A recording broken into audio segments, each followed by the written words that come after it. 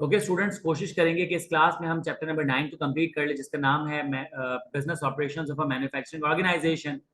अब तक हमने पढ़ लिया कि ऑपरेशंस मैनेजमेंट क्या होता है, हमने ट्रांसफॉर्मेशन प्रोसेस पढ़ा, ऑपरेशंस मैनेजमेंट के ऑब्जेक्टिव देखे कि यहाँ पे आपने क्वालिटी पे फोकस करना है, आपने उन तमाम कॉस्ट को रिड्यूस करना है जो कि मटेरियल या फिर लेबर से रिलेटेड होती है, और उन तमाम कॉस्ट को एलिमिनेट कर देना है जिसका फाइनल प्रोडक्ट पे कोई भी वैल्यू ऐड का काम नहीं होता। फिर इसके बाद हमने देखा कि इन तीन पर्पसेस को जब आप फुलफिल कर रहे होते हो तो ऑपरेशंस मैनेजमेंट के तौर पे आप ये सारे काम देख रहे होते हो, जैसे कि प्रोक्योरमेंट हो गया, प्रोडक्शन की प्लानिंग हो गया, प्रोडक्शन की कंट्रोल हो गया, या फिर किस तरीके से आप क्वालिटी को कंट्रोल करते हो। फिर उसके बाद हमने देखा जब आप प्रोडक्शन को प्लान कर रहे होते हो तो आप उसके फेजेस को प्लान करते हो, उसके प्रोसेस को प्लान करते हो। इसके बाद आप देखते हो कि क्या लोकेशन होगी, फिर लेआउट क्या होगा, फिर आपके पास रिसोर्सेज किस तरीके से मैनेज होंगे, सप्लाई चेन को किस तरीके से मैनेज किया जाएगा, फिर आप जो है वो इंफॉर्मेशन सिस्टम को किस तरीके से इंटीग्रेट कर रहे होते हो। फिर हमने देखा एक ऑर्गेनाइजेशनल स्ट्रक्चर होता है जिसमें आपके पास सबसे टॉप पे सीईओ होता है, उसके अंडर आपके पास हेड ऑफ ऑपरेशंस आता है, फिर उसके अंदर आपके पास प्रोडक्शन सुपरवाइजर्स आ जाते हैं, जैसे कि प्रोडक्शन सुपरवाइजर ए, प्रोडक्शन सुपरवाइजर बी। फिर आपके पास आ जाते हैं प्रोडक्शन वर्कर, ये एक्चुअल वर्कर्स होते हैं जो कि प्रोडक्ट पे काम कर रहे होते हैं। अब आ जाते हैं टिपिकल स्ट्रक्चर क्या होता है मैन्युफैक्चरिंग ऑर्गेनाइजेशन का। यहाँ पे आपके पास डिवीजन ऑफ लेबर होता है, यानी कि आप जॉब्स को और रिस्पॉन्सिबिलिटीज को और ड्यूटीज को डिटरमाइन कर देते हो, असाइन कर देते हो, ताकि हर बंदा अपने काम में स्पेशलाइजेशन कर रहा हो। डिपार्टमेंटलाइजेशन का मतलब ये होता है कि आप जो है ग्रुप बना देते हो इंडिविजुअल्स का, किसी भी बेसिस पे, फंक्शंस की बेसिस पे, फिर प्रोडक्ट की बेसिस पे, कस्टमर की बेसिस पे, ज्योग्राफी की बेसिस पे, प्रोसेस की बेसिस पे, या डेलीगेशन। डेलीगेशन का मतलब ये होता है कि आप अथॉरिटी या रिस्पॉन्सिबिलिटीज असाइन कर देते हो, डेलीगेट कर देते हो अपने सबऑर्डिनेट को। अब यहाँ पे डिवीजन ऑफ लेबर के बारे में कुछ बातें लिखी हैं, आई होप आपने पढ़ ली होगी। जो मेन एमसीक्यूज के लिए इंपॉर्टेंट है वो है एडवांटेजेस और डिसएडवांटेजेस। पहला एडवांटेज लिखा है कि यहाँ पे एफिशिएंसी इंक्रीज हो जाती है। जब आप डिवीजन ऑफ लेबर की तरफ जाते हो वहां पे क्या होता है कि लोगों के अंदर उस काम की एक्सपर्टीज आ जाती है, एक्सपीरियंस आ जाता है, तो काम के अंदर एफिशिएंसी आ जाती है। अब वही काम आप कम से कम पैसों में, कम से कम टाइम में और कम से कम एफर्ट्स में कर सकते हो, तो इसका मतलब है कि एफिशिएंसी इंक्रीज हो गई। क्वालिटी इंप्रूव हो जाती है। क्वालिटी इंप्रूव होने का मतलब ये है कि जब आप काम में बेहतरी ले आओगे तो ना सिर्फ आपके रिसोर्सेस कम से कम इस्तेमाल होंगे, बल्कि काम की प्रोडक्टिविटी बढ़ जाएगी, मार्जिन ऑफ एरर रिड्यूस हो जाएगा, एक्यूरेसी बढ़ जाएगी, यानी कि इफेक्टिवनेस भी बढ़ जाएगी। Utilisation of specialised skills and talents of workers, कि आप क्या कर सकते हो, जो स्पेशलाइज्ड स्किल्स है उन्हें तरीके से यूटिलाइज कर सकते हो जिसका काम वही करेगा, और टैलेंट ऑफ वर्कर्स को भी अकॉर्डिंगली यूटिलाइज कर सकते हो, इकोनॉमीज ऑफ स्केल अचीव कर सकते हो। कि अगर आप एफिशिएंट लेबर्स को काम पे लगाओगे तो सबकी एफिशिएंसी मिलेगी और सिनर्जी क्रिएट हो जाएगी, और सिनर्जी क्रिएट होगी तो इकोनॉमीज ऑफ स्केल नजर आएगा कि मल्टीपल लेबर मिलके जो अपना आउटपुट है उसे इंक्रीज करेंगे सिग्निफिकेंट पेस के ऊपर। सही है। इसके बाद आपके पास अगला जो एडवांटेज है वो है फास्टर ट्रेनिंग ऑफ वर्कर्स। क्या वर्कर्स को ज्यादा तेजी से ट्रेन कर सकते हो, क्योंकि आपको पता है कि उनको मल्टीपल टास्क में नहीं बल्कि एक दो स्पेसिफिक टास्क में ट्रेन करना है। अब लिखा हुआ है although use widely in manufacturing organisation, division of labour के कुछ डिसएडवांटेजेस भी होते हैं। बंदा बोर होना शुरू हो जाता है, एक ही काम करते करते करते करते करते करते बोरियत का फैक्टर आ जाता है। उसके बाद लिखा हुआ है लैक ऑफ क्रिएटिविटी, कि people start losing their creativity, कि वो एक ही काम कर रहे होते हैं तो इसके अलावा कोई और काम नहीं कर पाते। रिडेंडेंसी आ जाती है। रिडेंडेंसी का मतलब ये होता है कि उनके स्किल सेट्स ऑब्सोलीट हो जाते हैं कि अगर टेक्नोलॉजिकल एडवांसमेंट आ जाए। लैक ऑफ रिस्पॉन्सिबिलिटी हो जाती है और इंटरडिपेंडेंस आ जाती है कि लोग जो है वो रिस्पॉन्सिबिलिटी छोड़ देते हैं। उनको लगता है कि यार कि अगर मैं नहीं हूंगा तो ऑर्गेनाइजेशन नहीं चलेगी, तो वो रिस्पॉन्सिबिलिटी का मुजाहरा नहीं करते और लोग उन पर रिलाई करना शुरू हो जाते हैं। डिपार्टमेंटलाइजेशन का मैंने आपको बताया था कि डिपार्टमेंटलाइजेशन का मतलब ये होता है कि जब आप ऑर्गेनाइजेशन के अंदर स्पेसिफिक ग्रुप्स बना देते हो, वो फंक्शन की बेसिस पे हो, प्रोडक्ट की बेसिस पे हो, प्रोसेस की बेसिस पे हो, कस्टमर की बेसिस पे हो, रीजन की बेसिस पे हो, तो दिस इज कॉल्ड डिपार्टमेंटलाइजेशन। अगर आप क्या करो, ऑर्गेनाइजेशन को तोड़ के छोटी छोटी ऑर्गेनाइजेशंस बना लो, दिस इज कॉल्ड डिविजन। सही है। तो यहां पे लिखा हुआ है two other types of business structures are contemporary and team structure. यहां पे जो बात हो रही है ना, यहां जो बात हो रही है ये हो रही है मैट्रिक्स ऑर्गेनाइजेशन की। तो जब मैं चैप्टर नंबर 9 कंप्लीट करूंगा, मैं आपको लेके जाऊंगा चैप्टर नंबर 3 पे। सही है। These are more flexible than traditional structures, allowing management to move employees as needed to respond to dynamic working environments. Project based, word क्या है? Project based, याद रखना। Project based companies like software companies and service companies, for example, would often benefit from these more flexible types of structure. A typical manufacturing company department structure would be, for the sake of example, consist of a few core departments and some support functions. A vice president would oversee each of these divisions and report to the company president, who is responsible for all three divisions and is normally at the top of the manufacturing company organizational task. ये सिर्फ आपको organizational structure बता रहा है, इसमें कोई भी खास बात नहीं हो रही है। अब देखो, फंक्शनल डिपार्टमेंटलाइजेशन का मतलब ये होता है कि आप क्या करते हो, लोगों को ग्रुप कर देते हो based on the primary functions they perform, जैसे कि manufacturing, engineering, legal, finance, human resource, sales, marketing, फिर इसके अलावा जो है आपके पास प्रोक्योरमेंट। ये सारे आपके पास क्या फंक्शनल डिपार्टमेंट्स हैं। प्रोडक्ट डिपार्टमेंट्स, आप प्रोडक्ट की बेसिस पे डिपार्टमेंट्स क्रिएट कर सकते हो। जैसे एग्जांपल इसने दी है कि अप्लायंस मैन्युफैक्चरर्स होते हैं, वो क्या करते हैं कि स्मॉल अप्लायंसेस और लार्जर अप्लायंसेस, दो प्रोडक्ट की डिपार्टमेंटलाइजेशन कर दी। प्रोसेस डिपार्टमेंटलाइजेशन, जैसे कि प्रोसेस की बेसिस पे आप डिपार्टमेंटलाइजेशन कर सकते हो। इन्होंने एग्जांपल दिए, एक फर्नीचर मैन्युफैक्चरर है, वो क्या करेगा, लंबर कटिंग को एक अलग प्रोसेस बना देगा, एक अलग डिपार्टमेंट बना देगा, उसकी ट्रीटमेंट को एक अलग डिपार्टमेंट बना देगा, फर्नीचर की असेंबली को एक अलग डिपार्टमेंट बना देगा, फिनिशिंग को एक अलग डिपार्टमेंट बना देगा। तो यहाँ पे प्रोसेस के हिसाब से डिपार्टमेंटलाइजेशन हो गई।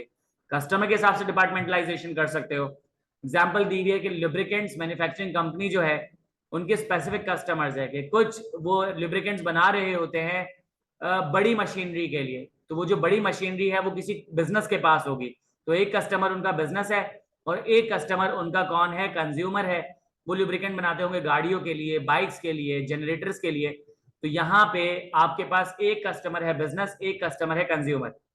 ज्योग्राफिक डिपार्टमेंटलाइजेशन कर सकते हो कि अलग अलग रीजन को आप क्या कर सकते हो, केटर कर सकते हो। कि यहाँ पे आपके पास इम्तियाज सुपरमार्केट है, इम्तियाज सुपरमार्केट ने अलग अलग डिपार्टमेंट्स क्रिएट कर दिए। कुछ डिपार्टमेंट्स जो है वो कराची के साउथ एरिया को देख रहे हैं, कुछ नॉर्थ एरिया को देख रहे हैं, कुछ सेंट्रल एरिया को देख रहे हैं। तो आपने क्या किया, ज्योग्राफिकल जो है वो डिपार्टमेंटलाइजेशन क्रिएट कर दी। बिल्कुल एबीएस बिल्कुल सही कहा आपने कि जो स्विंग मशीन के लिए जो ऑयल्स या ग्रीस या फिर जो कैरोसिन आता है, तो वो भी कंज्यूमर जो है डिपार्टमेंटलाइजेशन में चले जाएगा। फिर लिखा हुआ है डेलीगेशन। डेलीगेशन का मतलब को बताया, delegation is a process the manager uses in distributing work to subordinates. यहाँ पे सबऑर्डिनेट को आप काम दे देते हो। आई होप आपने सब रीड कर लिया हो। यार मैं पर्सनली आप लोगों को बताऊं, I am not a fan of 2.2 and 2.3। ये पूछा जा सकता है, यस सही है, लेकिन इसमें कोई कंक्लूसिव बात नहीं है, बहुत कंफ्यूजिंग किस्म की बात है। तो इसे रीड कर लेना, लेकिन मुझे नहीं लगता कि इसमें से कोई सवाल बनना चाहिए। लेकिन अगर सवाल बनेगा तो सिर्फ आपसे वर्ड कॉपी करवाए जाएंगे, सिर्फ वर्ड टू वर्ड चीजें पूछी जाएंगी। इसमें कोई स्पेसिफिक बात नहीं आ सकती है, क्योंकि ये चीज सब्जेक्टिव है। ऑर्गेनाइजेशन टू ऑर्गेनाइजेशन वेरी करती है। सिर्फ first, second, third, fourth, fifth pillar organisation to organisation vary करेंगे। या यहाँ पे कि ऑर्गेनाइजेशनल स्ट्रक्चर चूज करना है तो सवालात ऑर्गेनाइजेशन टू ऑर्गेनाइजेशन वेरी करेंगे। ज्यादा से ज्यादा यहाँ पे बुक की लैंग्वेज आ सकती है, तो उसको रीड कर लेना। कॉन्सेप्ट बनाने की जरूरत नहीं है, क्योंकि इसके कॉन्सेप्ट बनाने गए तो बाकी कॉन्सेप्ट जंबल हो जाएंगे।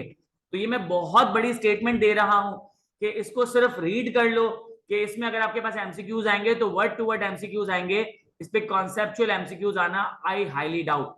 सही है। इसके बाद आपके पास जो टॉपिक आ रहा है, की departments of a manufacturing company.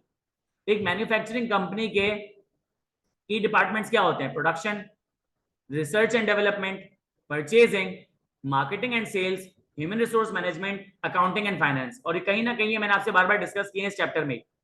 ये जाहिर सी बात है कि आप मैन्युफैक्चरिंग कर रहे हो तो प्रोडक्शन डिपार्टमेंट तो बहुत ज्यादा इंपॉर्टेंट होगा। प्रोडक्शन डिपार्टमेंट क्या करेगा? प्रोडक्शन को प्लान करेगा, प्रोडक्शन को कंट्रोल करेगा। प्रोडक्शन डिपार्टमेंट क्या करेगा? क्वालिटी को प्लान करेगा, क्वालिटी को कंट्रोल करेगा। प्रोडक्शन डिपार्टमेंट क्या करेगा, इंश्योर करेगा कि कंटिन्यूस डेवलपमेंट हो रही हो। प्रोडक्शन डिपार्टमेंट क्या करेगा, डिसाइड करेगा कौन सा टाइप ऑफ प्रोडक्शन अप्लाई करना है, mass production, mass customisation, customisation. Production department ensure करेगा कि उसके रिसोर्सेज मैनेज्ड हो, उसका सप्लाई चेन मैनेज्ड हो। प्रोडक्शन डिपार्टमेंट इंश्योर करेगा कि इंफॉर्मेशन सिस्टम इंटीग्रेटेड हो। तो जो सारी चीजें हमने ऊपर पढ़ी थी यहाँ पे फिर पढ़ेंगे, सही है। फिर उसके बाद research and development. Research and development department ensure कर रहा होता है कि जो भी टेक्नोलॉजिकल एडवांसमेंट आ रही है वो आपकी ऑर्गेनाइजेशन के अंदर एम्बेड हो जाए, इंप्लीमेंट हो जाए, ताकि आपका प्रोडक्शन, आपका ट्रांसपोर्टेशन, आपके जितने भी प्रोसेसेस हैं वो डेवलप हो जाए, वो अपडेट हो जाए, अपग्रेड हो जाए, और आपकी ऑर्गेनाइजेशन जो है एफिशिएंटली और इफेक्टिवली काम करे। परचेसिंग डिपार्टमेंट इंश्योर करेगा जो भी परचेज करे उसकी क्वांटिटी, उसकी क्वालिटी, उसकी प्राइसिंग जो है वो सुटेबल हो। मार्केटिंग डिपार्टमेंट इंश्योर करेगा कि आप वही मार्केट करो जो कस्टमर परचेज करना चाहता है, आप वही बनाओ जो कस्टमर परचेज करना चाहता है, आप वही सेल्स करो और उसी क्वांटिटी में सेल्स करो जिस क्वांटिटी में कस्टमर से परचेज करना चाहता है। ह्यूमन रिसोर्स डिपार्टमेंट ये बताता है कि आपको किस क्वांटिटी में, किस क्वालिटी में, कहाँ कहाँ एम्प्लॉयज रिक्वायर्ड होते हैं। अकाउंटिंग एंड फाइनेंस आपको बजटिंग में, फोरकास्टिंग में, फिर फाइनेंसिंग में हेल्प कर रहा होता है। अब देखो प्रोडक्शन डिपार्टमेंट में क्या लिखा हुआ है, production planning and scheduling, control and supervision of production workforce, managing product quality, यहाँ पे क्वालिटी भी बात हो रही है, प्रोडक्शन कंट्रोल भी बात हो रही है, प्लानिंग पे भी बात हो रही है, सही है। Maintenance of plant and equipment, जो भी आप प्लांट और इक्विपमेंट लेके बैठे हुए हो आप उसको मेंटेन करोगे, रिपेयर करोगे जरूरत पड़ती है तो। इन्वेंट्री को कंट्रोल करना है कि रिसोर्स को कंट्रोल करना। फिर इसके अलावा जो है आपके पास कौन कौन से प्रोडक्शन मेथड्स, कौन कौन से फैक्ट्री लेआउट्स मौजूद है, सही है। ये सारी बातें हमने ऊपर पढ़ी हुई है, यही सारी चीजें नीचे लगकर आ गई हैं। फिर हमने ये भी पढ़ा था कि प्रोडक्शन डिपार्टमेंट बाकी फंक्शंस के साथ इंटीग्रेट कर रहा होता है, जैसे research and development, marketing, finance, human resource etcetera. Research department जो है वो कंसर्न होता है कि जब आप नया प्रोडक्ट बना रहे हो, प्रोसेस बना रहे हो, तो उसको कैसे इंप्रूव करना है, उसे कैसे इनोवेट करना है, उसे कैसे मजीद बेहतर करना है, एफिशिएंसी और इफेक्टिवनेस कैसे लानी है, और कॉस्ट को किस तरीके से मैनेज करना है, सॉरी प्राइसिंग को किस तरीके से मैनेज करना है। फिर परचेज डिपार्टमेंट रिस्पॉन्सिबल होता है कि उसने परचेज करना है, सोर्स करना है रॉ मटेरियल और बहुत सारे अदर रिसोर्सेज को, तो यहाँ पे वो क्वांटिटी, क्वालिटी और प्राइस को मेंटेन करेगा। फिर उसके बाद लिखा हुआ है मार्केटिंग एंड सेल्स। मार्केटिंग और सेल्स क्या कर रहे होते हैं कि वो बताते हैं कि किस तरीके से उन्होंने जो है प्रोडक्ट को डेवलप करना है, प्राइस सेट करनी है, डिस्ट्रीब्यूट करना है, यानी कि बात कर रहा है 4Ps की। फिर अपने टारगेट मार्केट को किस तरीके से सेगमेंट करना है, अट्रैक्ट करना है, ये सारी चीजें आप क्या कर रहे होते हो। सेल्स डिपार्टमेंट आपको बताता है पास्ट प्रैक्टिसेस की बेसिस पे कि अब आपने कितना प्रोड्यूस करना है। ह्यूमन रिसोर्स डिपार्टमेंट भी क्या करता है, आपको रेलेवेंट वर्कफोर्स प्रोवाइड कर रहा होता है। अकाउंट्स डिपार्टमेंट देखें, यही फाइनेंशियल रिकॉर्ड कीपिंग के आपको बताता है कितना कैश गया, कितना कैश आया, फाइनेंशियल स्टेटमेंट बनाने में हेल्प करता है, यानी कि ऑप्टिमाइज कैपिटल स्ट्रक्चर की बात हो रही है, पेरोल वगैरह में हेल्प कर रहा होता है। ये सारी चीजें बहुत जेनरिक है, अब तो पढ़ पढ़ के थक गए होगे, तो उसको रीड कर लेना, आपको सारी बातें समझ आ जाएगी। रीड कॉशियसली करना क्योंकि यहाँ पे आपके एमसीक्यूज छुपे हुए हैं। अब जहां एमसीक्यूज नहीं छुपे हुए ना वो ये जगह, लेकिन फिर भी इसको रीड कीजिएगा, ये बहुत जेनरिक है। लिखा हुआ है मैन्युफैक्चरिंग एंड ऑपरेशंस मैनेजमेंट, कि क्या बेनिफिट्स होते हैं ऑपरेशंस मैनेजमेंट के मैन्युफैक्चरिंग ऑर्गेनाइजेशन के अंदर। What are the benefits of operations management in a manufacturing concern, in a manufacturing business. तो यहाँ पे सबसे पहला फायदा ये है कि आपकी कंपनी को कंपैटिटिव एडवांटेज मिल जाता है, आपकी कंपनी बाकी कंपैटिटर्स से ज्यादा बेहतर परफॉर्म कर रही होती है अगर आपका ऑपरेशंस मैनेजमेंट बेहतर है। And it makes all the sense. कि मुझे एक बात बताओ कि जब आपका ऑपरेशंस मैनेजर ट्रांसफॉर्मेशन प्रोसेस और ट्रांसपोर्टेशन प्रोसेस दोनों में एफिशिएंसी और इफेक्टिवनेस लेकर आ रहा है, क्वालिटी को इंश्योर कर रहा है, क्वांटिटी को इंश्योर कर रहा है, कॉस्ट कट कर रहा है, इसके अलावा प्राइस को मेंटेन कर रहा है, तो इसका मतलब ये है कि आपका कस्टमर सेटिस्फाई होगा। कस्टमर सेटिस्फाई होगा तो वर्ड ऑफ माउथ से और कस्टमर लेकर आएगा, आपको मिलेगा competitive advantage, increasing your profitability. जाहिर सी बात है जब ज्यादा कस्टमर आएगा, ज्यादा प्रोडक्ट परचेज करेगा, तो क्वांटिटी में भी आपको प्रॉफिट है और क्वालिटी में भी आपको प्रॉफिट है कि सर आपकी कॉस्ट रिड्यूस हो गई है और आपकी प्राइस इंटैक्ट है। फिर लिखा हुआ है increased efficiency and product quality, आप कम टाइम में, कम कॉस्ट में, कम एफर्ट्स के साथ ज्यादा बेहतर प्रोडक्ट बना लोगे, ये बात भी हमने स्टैब्लिश कर ली है। आप गवर्नमेंट रेगुलेशंस के साथ कंप्लाई कर सकते हो। याद करो जब हमने चैप्टर स्टार्ट किया था मैंने आपको बताया था कि प्रोडक्शन डिपार्टमेंट लीगल डिपार्टमेंट के साथ इंटीग्रेट कर रहा होता है कि गवर्नमेंट की जितनी भी रेगुलेशंस है उसके अंदर रहते हुए प्रोडक्शन करूं। आपके कस्टमर की सेटिस्फेक्शन इंक्रीज हो जाएगी, बात कर लिए। वेस्ट रिडक्शन में आपको हेल्प हो रही होती है। सर ये जो एफिशिएंसी का बाय प्रोडक्ट पता है क्या होता है? जब आप एफिशिएंसी हासिल कर रहे होते हो तो आपकी टाइम की वेस्टेज कम हो जाती है, आपकी मटेरियल की वेस्टेज कम हो जाती है, आपकी एफर्ट्स की वेस्टेज कम हो जाती है। तो यहाँ पे आप वेस्ट रिड्यूस कर रहे होते हो और आपका टीम वर्क इंक्रीज हो जाता है कि जहां पे आप डिफरेंट डिपार्टमेंट के साथ इंटीग्रेट कर रहे हो तो टीम वर्क तो बेहतर होगा ही। तो प्लीज प्लीज प्लीज आप इन सबको रीड कर लीजिएगा, आपको बहुत फायदा हो जाएगा। With this we have completed chapter number 9। अब चलते हैं चैप्टर नंबर 3 पे और उस पेज को रीड करते हैं कि जिसके बारे में मैं आपसे काफी टाइम से बात कर रहा था। देखें, हमने पढ़ा था, मैं आपको थोड़ा सा रिकैप दूं, मैट्रिक्स ऑर्गेनाइजेशन। मैट्रिक्स ऑर्गेनाइजेशन एक कंटेम्परेरी ऑर्गेनाइजेशन है। मैट्रिक्स ऑर्गेनाइजेशन एक कंटेम्परेरी ऑर्गेनाइजेशन है। और चैप्टर नंबर 9 में भी हमने पढ़ा था कि आपके पास कुछ organisational structure contemporary organisational structure होते हैं, जैसे कि मैट्रिक्स ऑर्गेनाइजेशन। फिर इसमें हमने पढ़ा था कि मैट्रिक्स ऑर्गेनाइजेशन में डुअल रिपोर्टिंग स्ट्रक्चर होता है, डुअल रिपोर्टिंग रिलेशनशिप होता है। अब मैंने आपको मैट्रिक्स ऑर्गेनाइजेशन में जो एग्जांपल दी थी वो यूनिवर्सिटी की दी थी। मैट्रिक्स ऑर्गेनाइजेशन में जो मैंने आपको एग्जांपल दी थी वो यूनिवर्सिटी की दी थी। मैं वो एग्जांपल रिकॉल कर देता हूं कि मैं डीएचएस सोफा यूनिवर्सिटी में असिस्टेंट मैनेजर मार्केटिंग था। मेरा जो मैनेजर मार्केटिंग था, यानी कि जो डिपार्टमेंटल हेड था, सही है, वो क्या कर रहा था, अपने नॉन एकेडमिक डिपार्टमेंट को हेड कर रहा था। इसी तरीके से एक बिजनेस एडमिनिस्ट्रेशन का डिपार्टमेंट है जो कि एकेडमिक डिपार्टमेंट है। उनकी जो हेड है डॉक्टर फरियाल, वो अपने डिपार्टमेंट को हेड कर रही थी। तो यहाँ पे non academic department head, academic department head दोनों बराबर हैं, दोनों रिपोर्ट कर रहे हैं वाइस चांसलर को, दोनों रिपोर्ट कर रहे हैं वाइस चांसलर को। तो इसका मतलब ये है कि यहाँ पे मेरा जो मैनेजर है उसका रिपोर्टिंग स्ट्रक्चर जो है वो वाइस चांसलर पे जा रहा है, लेकिन वो बिजनेस एडमिनिस्ट्रेशन में इकोनॉमिक्स भी पढ़ा रहा था। तो अगर वो डॉक्टर फरियाल से एज टीचर मिल रहा है तो इसका मतलब यह है कि वो डॉक्टर फरियाल को रिपोर्ट कर रहा है और डॉक्टर फरियाल वाइस चांसलर को रिपोर्ट कर रही है। तो यहाँ पे मेरे मैनेजर का जो दूसरा रिपोर्टिंग स्ट्रक्चर है वो है डॉक्टर फरियाल फिर वाइस चांसलर, और जो पहला रिपोर्टिंग स्ट्रक्चर है वो डायरेक्टली वाइस चांसलर है। तो this is called dual reporting relationship. सही है। एक आपके पास एग्जाम्पल होती है, वो होता है मैन्युफैक्चरिंग ऑर्गेनाइजेशन। एक आपके पास एग्जाम्पल होती है मैन्युफैक्चरिंग ऑर्गेनाइजेशन। अब जरा आप इस टेबल को जरा गौर से देखो, इसमें कुछ गलतियां पहले उसको सही कर लेते हैं। यहाँ पे लिखा हुआ है सेल्स रिप्रेजेंटेटिव ए, यहाँ आप लिखोगे सेल्स रिप्रेजेंटेटिव बी। तो जरा ए को कट भी मार दें, सही है, ये आ जाएगा बी। फिर यहाँ पे आ जाएगा सेल्स रिप्रेजेंटेटिव सी, सही है। और ये रिप्रेजेंटेटिव नहीं है, ये रिप्रेजेंटेटिव है, सही है। अब यहां पे आपके पास लिखा रहा है हेड ऑफ प्रोडक्शन, लिखा हुआ है head of sales and marketing, head of finance, सही है। यहां पे आपके लिखा है project manager A, project manager B, project manager C. तो यहां पे मैं आपके पास लिख रहा हूं ऑपरेशंस मैनेजमेंट। चैप्टर नंबर 9 पढ़ लिया है तो आपको पता है कि ऑपरेशंस मैनेजमेंट क्या होता है, सही है, ये रहा ऑपरेशंस मैनेजमेंट।